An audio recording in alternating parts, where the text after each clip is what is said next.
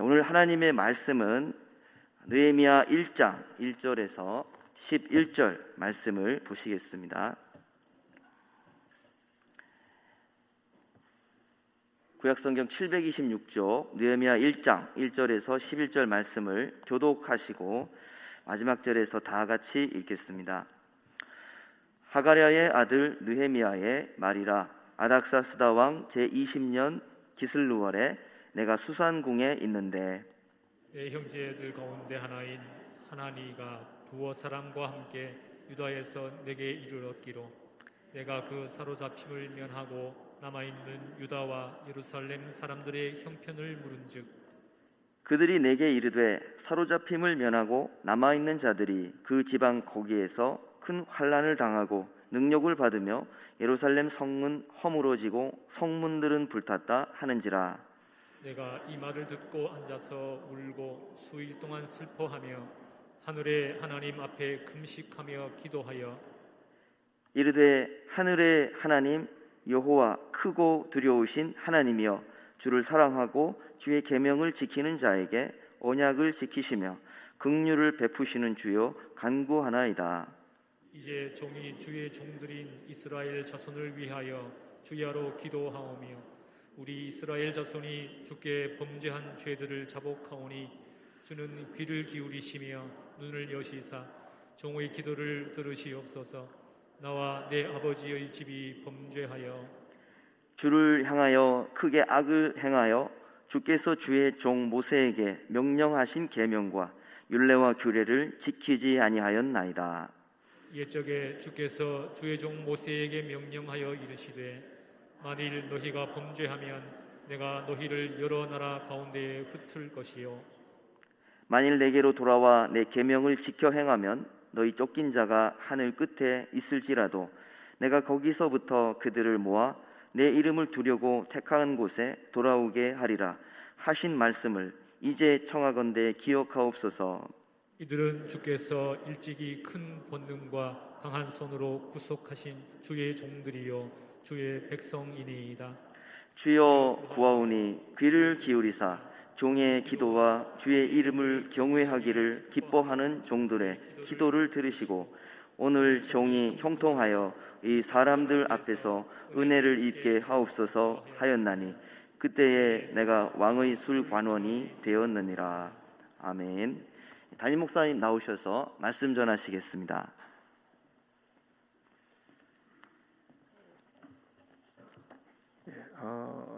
지난 목요일 제 딸이 좀 몸이 안 좋아서 그래서 병원에 갔더니만은 코로나 양성으로 판정이 되었고요.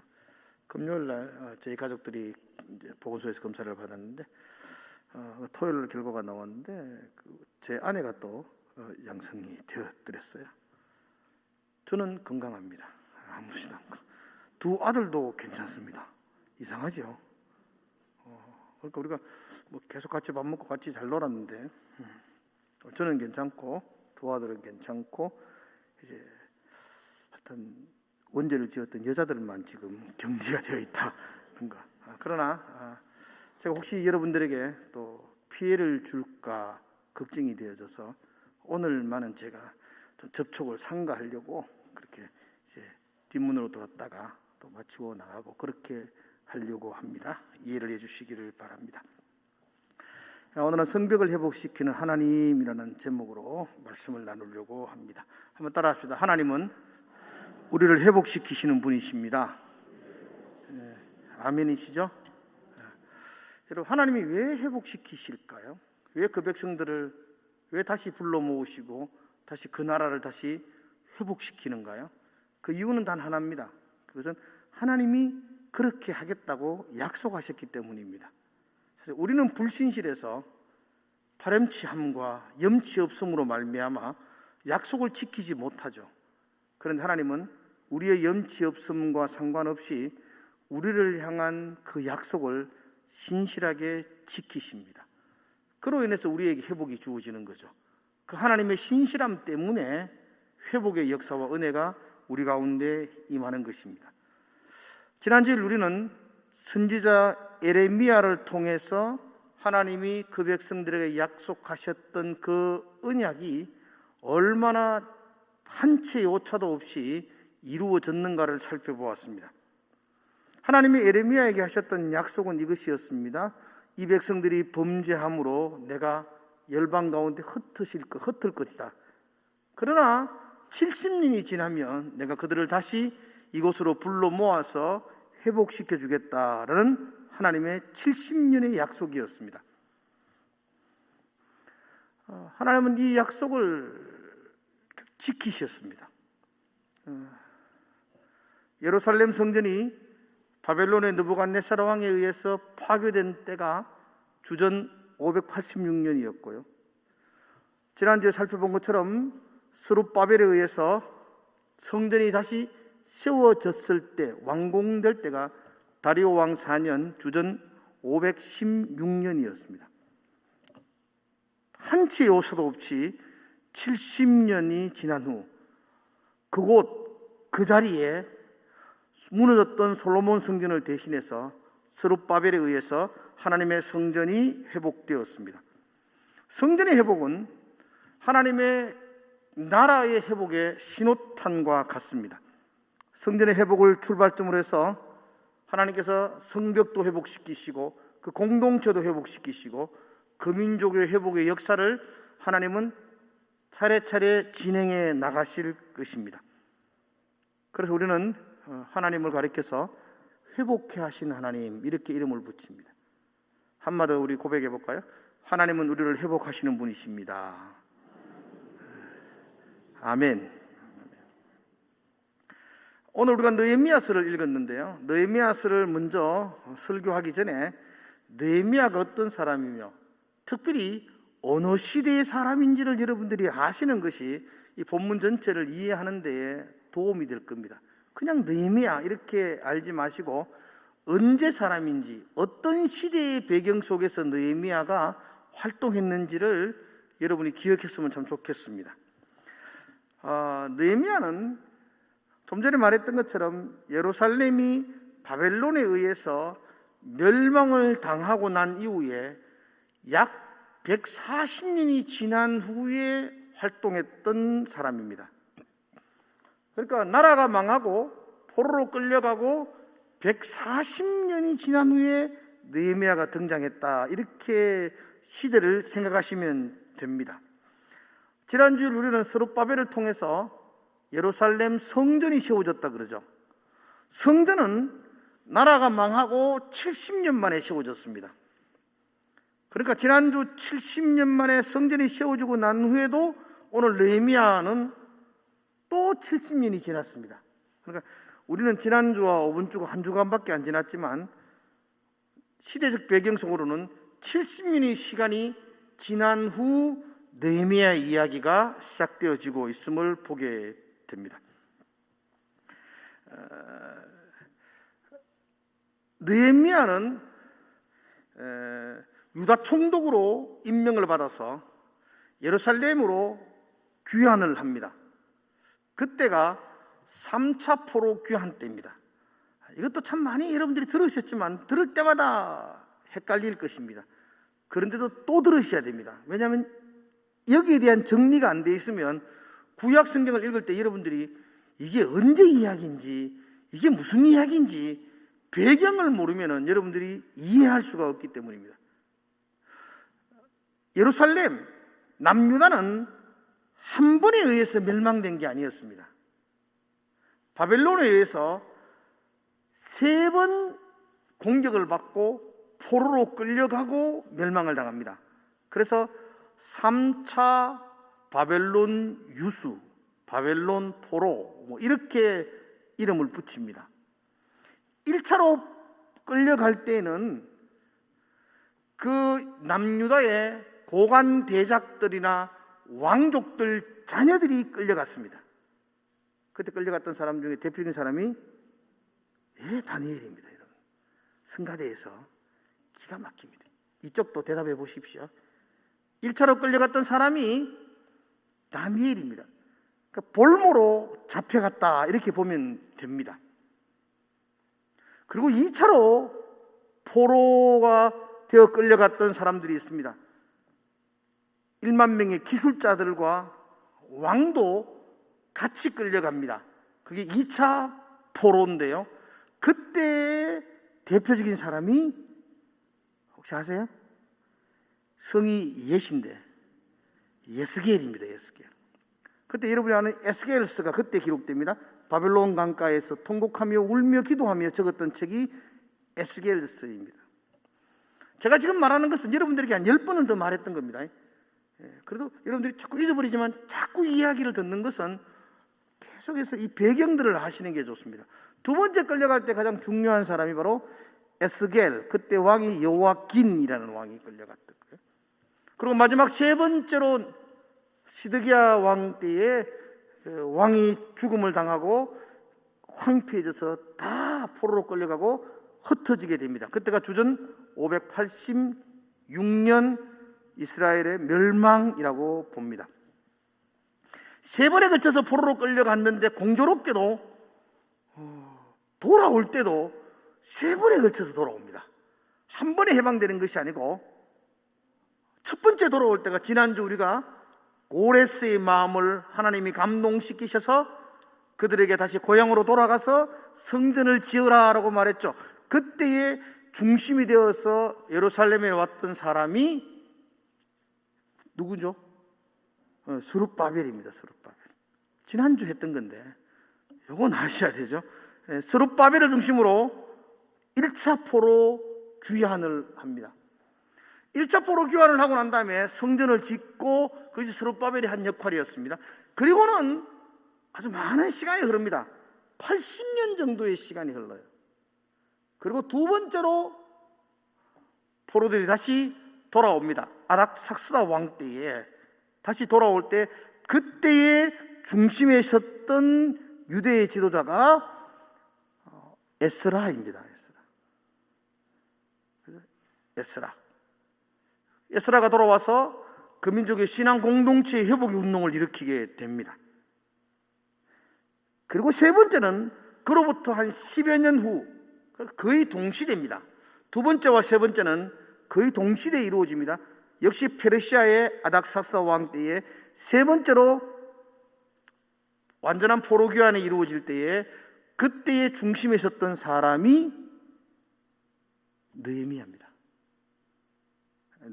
느헤미야는 세 번째 이스라엘 백성을 이끌고 고향 예루살렘으로 돌아왔던, 그래서 성벽을 건축하는 일에 공적을 세웠던 사람이 바로 느헤미야입니다.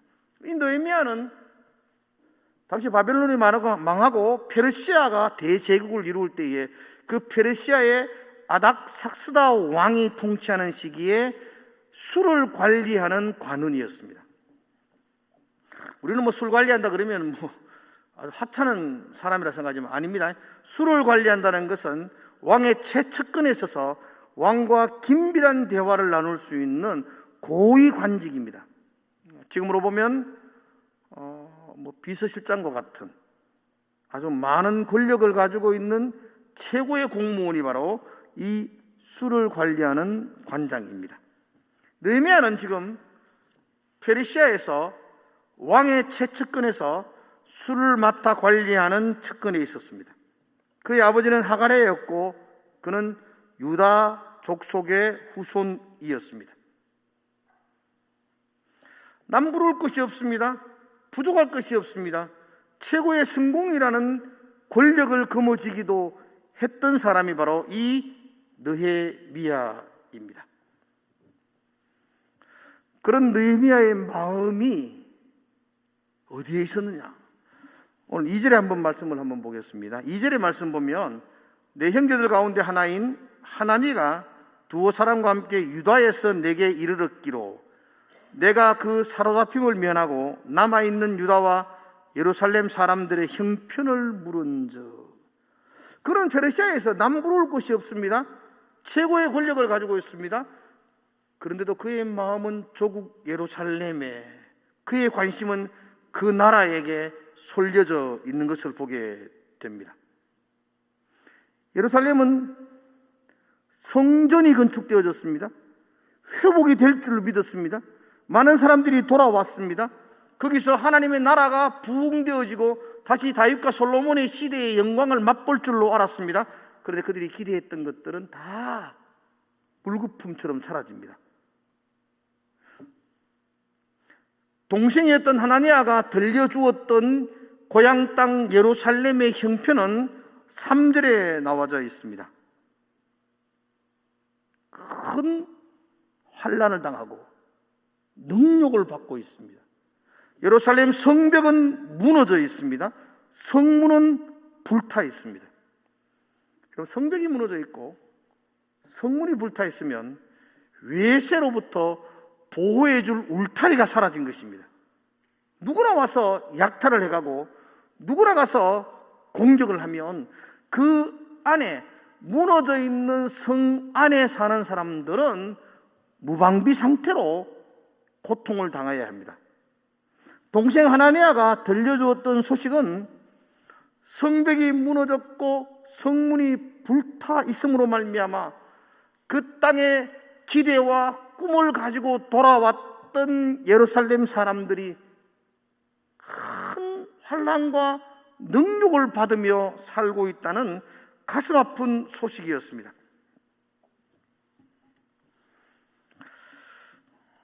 그 소식을 듣고 느헤미야가 반응하기 시작합니다. 여러분, 무슨 소식을 들었으면 반응하는 게 당연하지 않습니까? 내 조국 예루살렘, 이스라엘이 성전이 건축되고 난 이후에 회복과 부흥을 이룰 줄로 알았는데 들려오는 소식은 큰 환난과 능력 가운데에 그들이 고통당하고 있다는 소식이었습니다. 그 이유는 성벽이 무너져 있고 성문이 불타서 그를 보호해 줄 울타리가 없기 때문이라고 이야기합니다. 그 소식을 느헤미야가 듣습니다. 그리고 그 반응을 한번 보겠습니다. 4절의 말씀이거든요. 우리 4절은 같이 한번 읽어볼까요? 같이 읽겠습니다. 시작. 내가 이 말을 듣고 앉아서 울고 수일 동안 슬퍼하며 하늘의 하나님 앞에 금식하며 기도하여. 느헤미야의 반응은 수일 동안입니다. 수일 동안. 잠깐 아파하고 힘들어하는 것이 아니라 수일 동안 그 소식이 그의 마음을 짓누릅니다. 그로 인해서 그가 금식하며 하나님께 기도하기 시작합니다. 금식해 보셨나요? 재밌죠? 죽을 것 같습니다. 근데 왜 금식하죠? 힘들고 어려운데 왜 금식을 하죠? 수일 동안 간절함입니다. 하나님 앞에 절박함입니다. 그 절박함과 간절함을 붙들고 내가 가장 중요하게 먹고 마시는 것을 중단하며 하나님께 은혜를 구하며 그분 앞에 나아가며 기도하는 것이 바로 금식입니다. 여러분, 지금 느헤미야는 어려운 게 없습니다.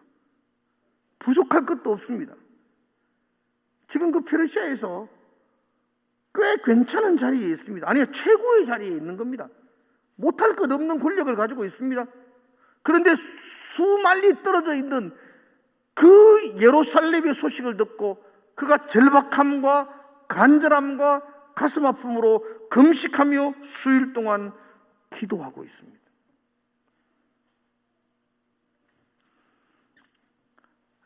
그로 인해서 사람들은 느헤미야를 기도의 사람이라고 부릅니다. 느헤미야는 기도하는 사람이었습니다. 느헤미야서가 13장까지 기록되어져 있는데 그 13장 안에 느헤미야가 매 순간순간마다 하나님께 무릎을 꿇며 간구하며 기도하는 장면이 12번이나 기록되어 있습니다. 느헤미야는 그냥 모든 걸 기도로 사활을 걸며 기도하며 하나님 앞에 나갔던 사람이었습니다. 그러면 여러분, 기도하는 사람을 통해서 회복의 역사를 일으키십니다. 하나님이 하시는 일입니다. 한번 따라 볼까요? 기도하는 사람이 하나님의 역사를 이룬다. 하나님은 기도하는 사람을 통해서 역사하시기 시작합니다. 여러분, 하나님은요, 여러분, 이 천지 만물을 말씀으로 창조하신 분입니다. 성전 짓는 거, 또 성벽을 세우는 거, 이게 뭐 별 겁니까? 하나님이 그냥 있으라 하면 그냥 있어지는 것 아니겠습니까? 그럼에도 불구하고 하나님은 그렇게 하지 않으시고, 하나님은 사람을 통해서 그 하나님의 일들을 이루어 나가셨습니다. 특별히 하나님은 기도하는 사람을 통하여서 그 하나님의 마음이 담긴 그 일들을 이루셨던 것입니다. 하나님의 역사는 기도하는 사람을 통해서 이루어집니다. 우리가 어떤 소식을 들을 때에 마음이 아프고 애가 타고 속상하고 발을 동동 굴리고 그런 자리에 있는 것은 많은 사람들이 합니다. 마음이 아프고 애타는 자리에 있는 건 누구나 합니다. 근데 그 애타고 마음 아픈 문제를 가슴에 안고 하나님 앞에 부르짖어 기도하는 자리로 나오는 사람들은 많지가 않습니다. 하나님은 마음을 아프고 애타게 하며 동동 발을 굴리는 사람을 통해서 역사하지 않으시고, 하나님은 그 문제를 가지고 하나님 앞에 기도하는 사람을 통해서 하나님은 회복의 역사를 일으키시는 줄로 믿습니다. 그러므로 기도하는 사람을 통해서 하나님은 역사하십니다. 저는 우리가 기도하는 사람이 되기를 주의 이름으로 축복을 드립니다. 교회의 중심에 있는 분들이 기도하는 사람이 되어야만이 하나님의 역사가 있는 아름다운 교회로 세워집니다. 책임을 맡은 것이 그것이 기도하는 사람이라는 되어라는 하나님의 명령이라고 생각되어집니다. 다음 한 주간 동안 중직자 위원 팀장들이 기도할 겁니다. 맡았으니까, 맡긴 자가 기도해야 되니까 그 문제를 붙들고 이 나라의 민족을 놓고 우리가 기도하며 나갈 겁니다. 그러면 기도하면 하나님께서 우리의 기도를 통하여서 회복의 역사를 이루어 나갈 줄로 믿습니다. 그럼 어떻게 기도해야 되는가? 기도의 내용도 중요하잖아요. 기도의 사람이었던 느헤미야가 어떤 제목을 놓고 기도했을까? 간단하게 보면 세 가지가 나옵니다. 오늘 본문이 가슴 아픔을 붙들고 금식하며 기도하는 느헤미야의 내용인데, 그 느헤미야의 기도의 내용들을 분석해 보면 세 가지를 볼 수가 있습니다.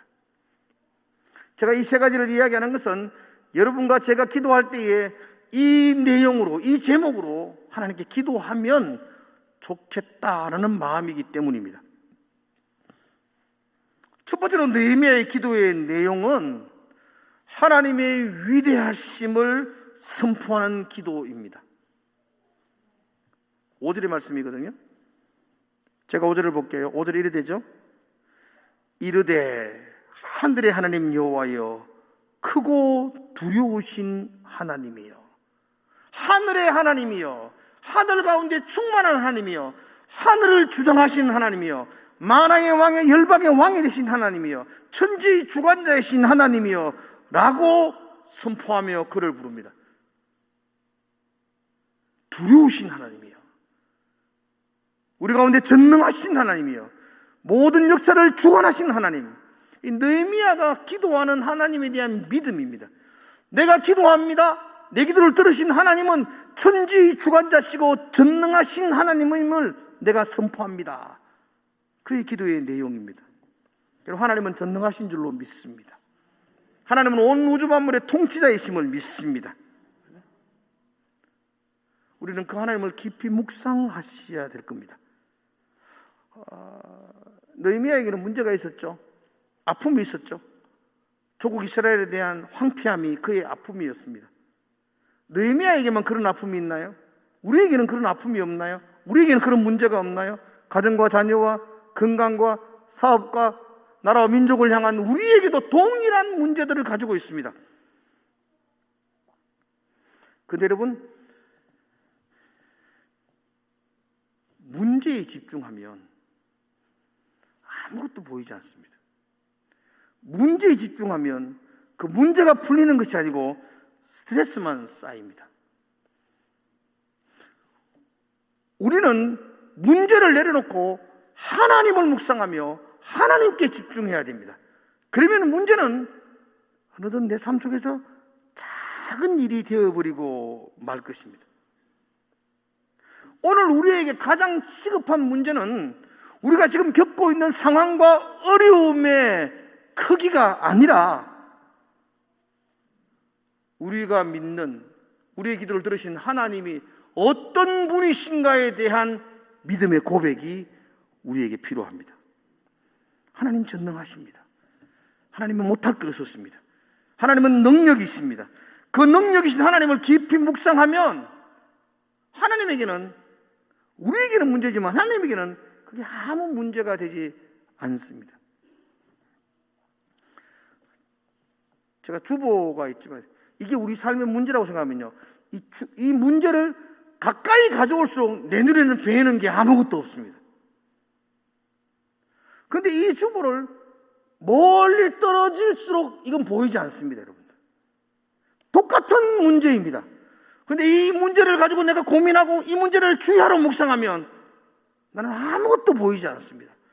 그런데 이 문제를 멀리 떨어져 놓으면 전능하신 하나님이 내게 보이기 시작합니다. 나의 기도를 들으시고 나를 사랑하시는 그 하나님을 느끼기 시작합니다. 그리고 그 하나님을 묵상하기 시작하면 내 속에 있던 문제는 보이지 않습니다. 그래서 우리가 기도할 때 가장 먼저 기도하는 것이 나의 기도를 드신 하나님의 위대하심, 그 하나님의 전능하심, 하나님의 통치하심에 대한 선언과 신뢰와 고백의 믿음이어야 합니다. 그래서 느헤미야의 첫 번째 기도는 하나님의 위대하심에 대한 선포였습니다. 느헤미야의 두 번째 기도는요, 진정한 회개의 기도를 합니다. 6절과 7절을 여러분들 한번 보시면 참 좋겠는데요. 6절에 보면 마지막 부분이거든요. 6절에 느헤미야가 이렇게 기도합니다. 종의 기도를 들으시옵소서.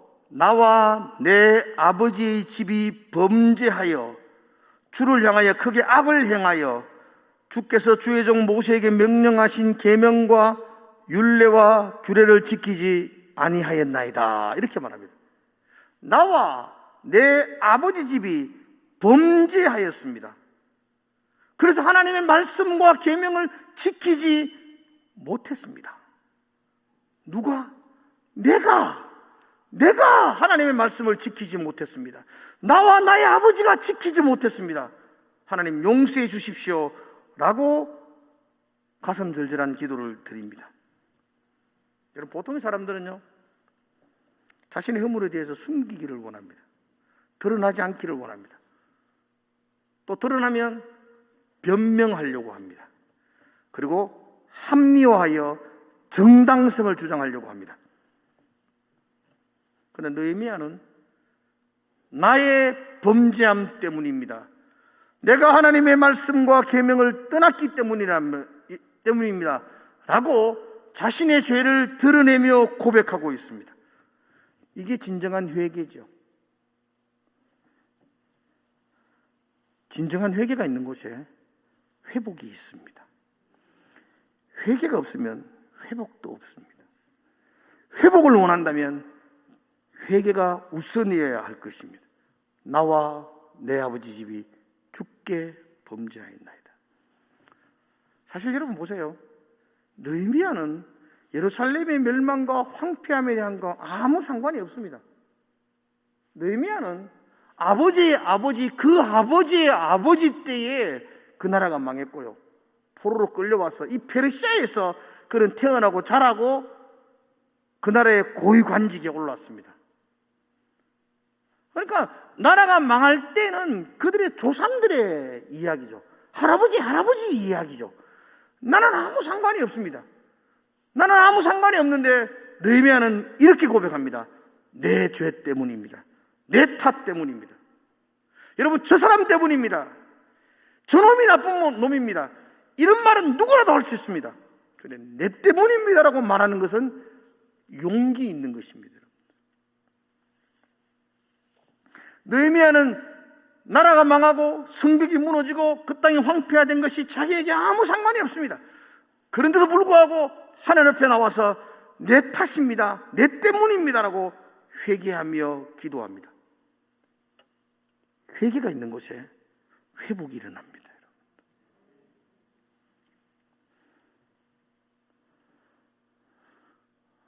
언제부터인가 우리나라에서 기독교의 이미지가 점점 추락하고 그에 반하여 성당이 굉장히 사람들에게 신선한 도전을 받고 좋은 이미지를 자리 잡고 시작합니다. 무엇 때문이죠, 여러분들? 그들이 우리보다 많이 선한 일을 하나요? 좋은 일을 하나요? 언제부터 했을까 생각합니다. 근데 그때 그 성당의 천주교에서 굉장히 좋은 운동 하나를 있었습니다. 혹시 여러분 아시나요? 미사를 드릴 때마다 신부와 성도들이 가슴을 치면서 울부짖으며 선포했던 운동이 있었어요. 내 탓이요, 내 탓이요, 내 큰 탓이로소이다. 매 예배 때마다 그들이 고백합니다. 내 탓이요, 내 탓이요, 내 큰 탓이로소이다. 이 시대의 어두움, 이 시대의 아픔, 이 시대의 모든 소란과 혼란의 문제들이 우리 탓입니다, 우리 탓입니다, 내 탓입니다 라는 고백. 이게 진정한 회개의 첫 단추죠.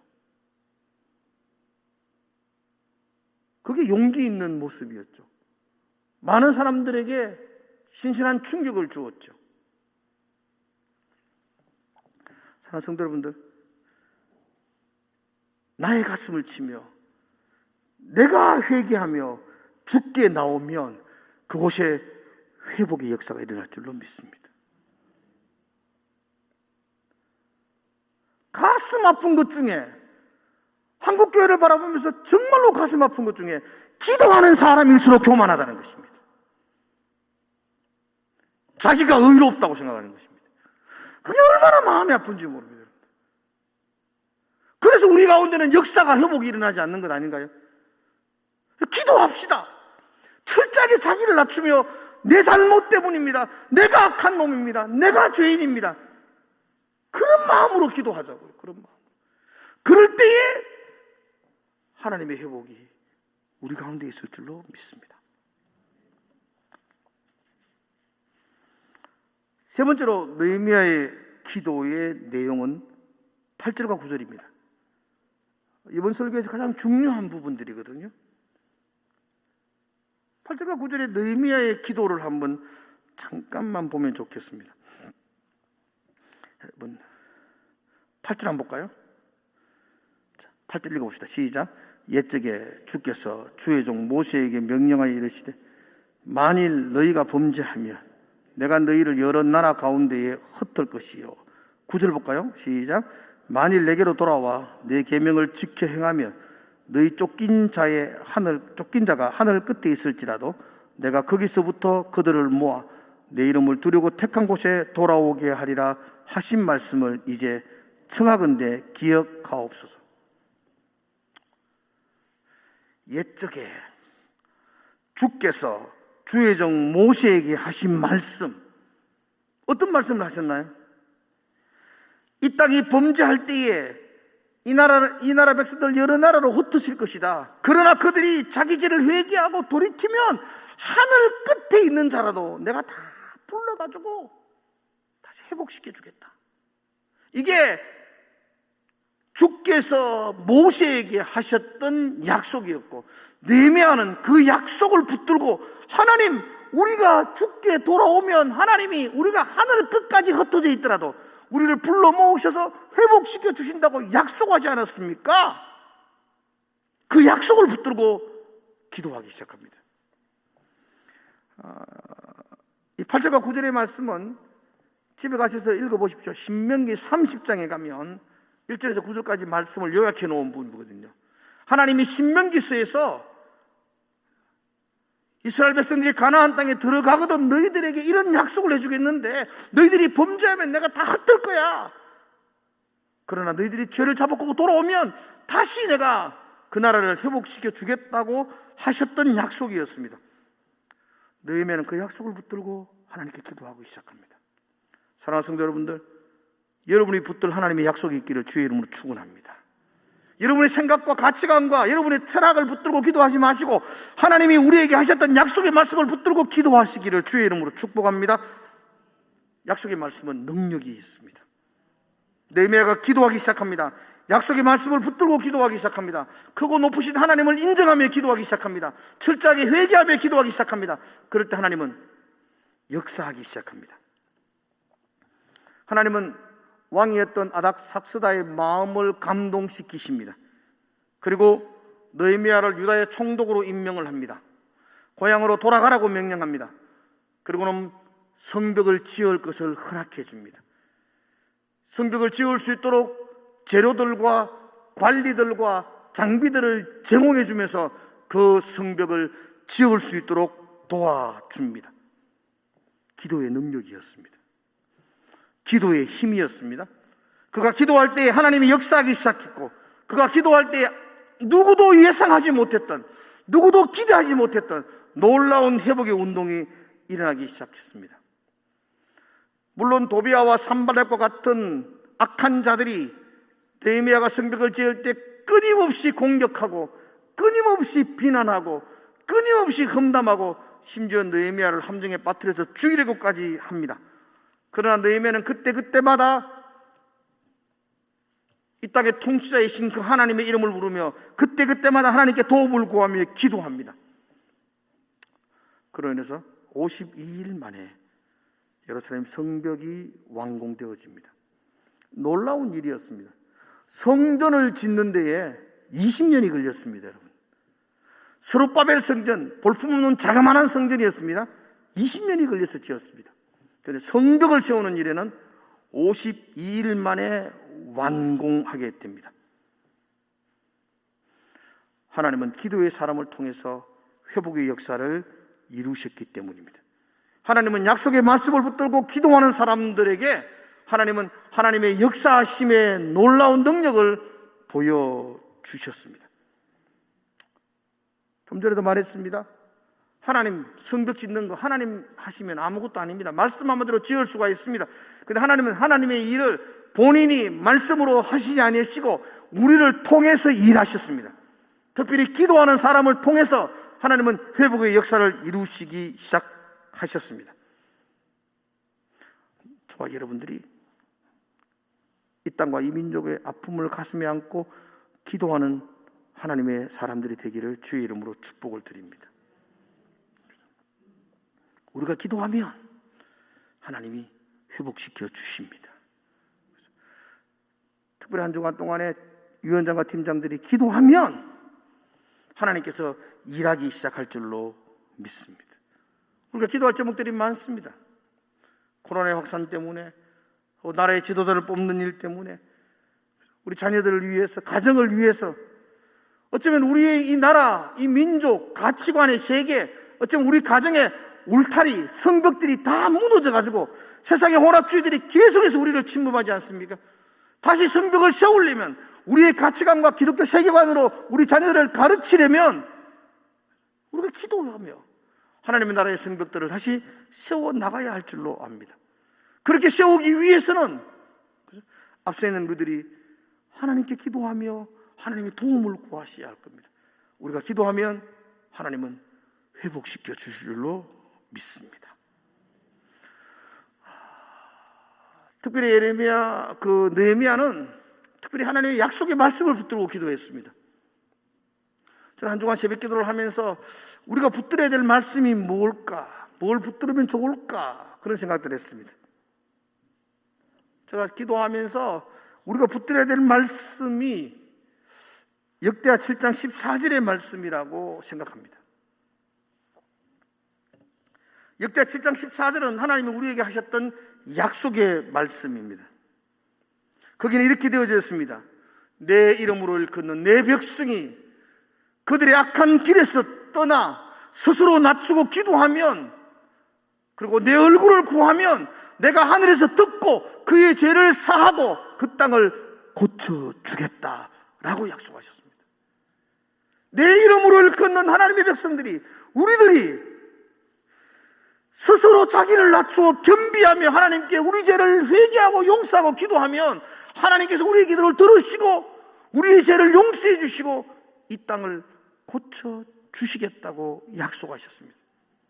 다시 세워주시고 회복해 주시겠다고 하나님이 말씀하여 주셨습니다. 느헤미야가 옛적에 모세에게 주셨던 하나님의 약속의 말씀을 붙들고 기도했던 것처럼 우리가 이 말씀, 이 성경에 기록되어 있는 하나님의 약속의 말씀을 붙들고 기도하면 동일하게 하나님의 회복의 역사가 우리 가정 속에도, 우리 교회 가운데에도, 이 나라의 민족 가운데도 하나님의 세우심의 역사가 일어날 줄로 믿습니다. 이 약속의 말씀을 붙들고 한 주간 기도하시는 저와 여러분 되시기를 주의 이름으로 축복을 드립니다. 기도하겠습니다. 하나님의 백성들이 겸비하여 기도합니다. 하나님 아버지, 느헤미야의 기도를 들으시고 역사하셨던 주님, 우리가 이 민족과 이 나라와 이 가정과 자녀들을 위해서 겸비하여 기도할 때에 하나님 우리 죄를 사하여 주시옵고 이 땅을 고쳐주시옵고 다시 회복시켜 주시옵고 우리를 지켜 붙들어 주시옵소서. 예수님의 이름으로 기도드리옵나이다. 아멘.